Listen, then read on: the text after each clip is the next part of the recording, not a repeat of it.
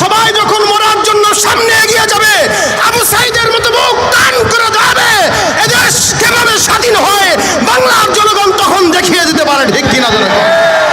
আমরা অনেককে কথাও বলতে শুনি মাঝে মাঝে, ইসলামী আন্দোলন কোনো ক্ষমতার আন্দোলন, রাজনীতি করে না। এই কথার সাথে আমি দ্বিমত পোষণ করে আজকে বলতে চাই, ক্ষমতার রাজনীতি করতে হবে আমাদেরকে, নয়তো স্বৈরাচার দখলে আবার বাংলাদেশ চলে যাবে। কোন স্বৈরাচারকে বাংলাদেশ আর দেখতে চায় না। ঠিক কিনা বলেন?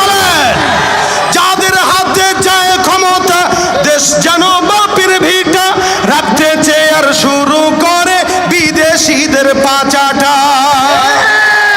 আমরা প্রতি বছর ইলিশ দিয়েছি, তারা গাঁজা দিয়েছে। আমরা দিয়েছি যা, তারা দিয়েছে তার উল্টা।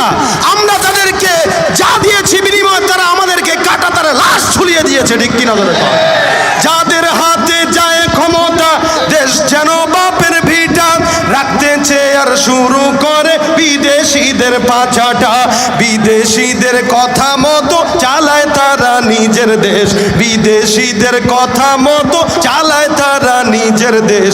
দেখতে দেখতে গোল্লায় গেল আমার সোনার বাংলাদেশ।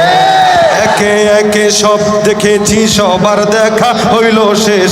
দেখতে দেখতে গোল্লায় গেল আমার সোনার বাংলাদেশ।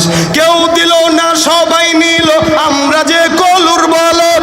সারা বছর নেয় না খবর, নির্বাচনে খুব দরদ।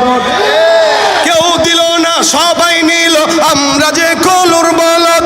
সারা বছর নেয় না খবর, নির্বাচনে খুব দরদ।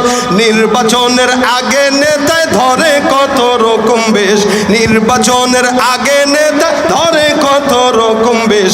দেখতে দেখতে গোল্লায় গেল আমার সোনার বাংলাদেশ। দেখতে দেখতে গোল্লায় গেল আমার সোনার বাংলাদেশ। ঠিক কিনা? শেষ পর্যায়ে এতটুকু বলবো, অতীতে যেই স্বৈরাচার ছিল, বর্তমানেও যারা ক্ষমতা না পেয়ে স্বৈরাচারিতা শুরু করেছে, এদের কাউকে বাংলার জনগণ দেখতে চায় না, কাউকে দেখতে চায় না, কাউকে দেখতে চায় না। এই মুহূর্তে দরকার ইসলামী সরকার। আসসালামু আলাইকুম।